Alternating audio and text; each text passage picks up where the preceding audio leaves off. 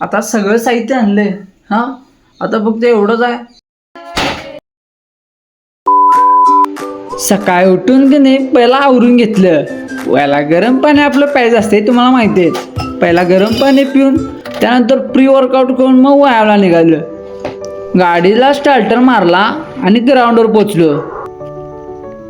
Ground मोकळा आहे पूर्ण. इकडे कोण नव्हतं, त्यामुळे मी एकटाच व्यायाम करायला सुरू केला.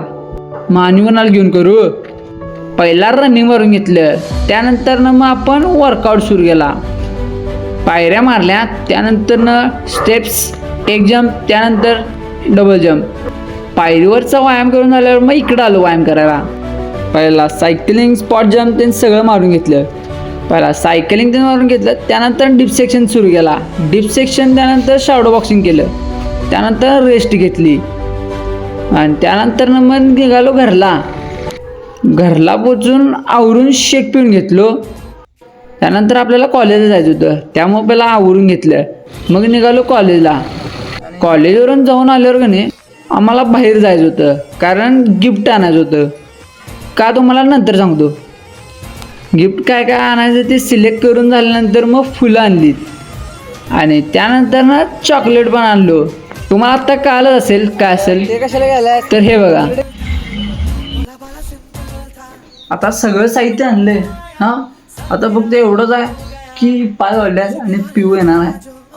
त्याच्यात हे डेकोरेशन पण करायचं आहे. अवघड झाले आता सगळं.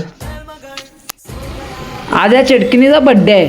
मी हिला घेऊन चाललोय आजीच्या घरला, कारण सरप्राईज तर द्यायचा आहे हिला. या घरात ठेवून मग मी घरला आलो आणि पहिला फुगून घेतली.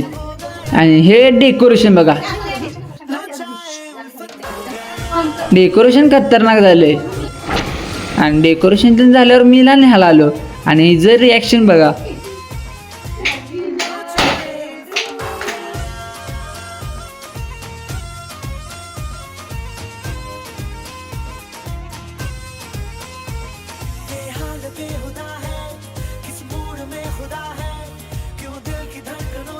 तेरा वर्ष झाली म्हणून हिला 13 गिफ्ट दिल्यात.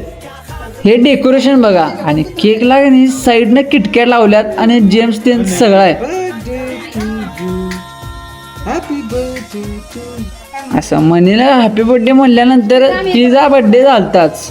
आणि गिफ्ट उघडायचं तेवढं राहिलेलं. तिचं गिफ्ट उघडून झालं आणि आम्ही आवरून घेतलं आणि बर्थडे करायला सुरुवात केली. केक असं मस्तपैकी दिसायला. त्या बर्थडे करून झाल्यानंतर मी व्यायाम करायला सुरुवात केली.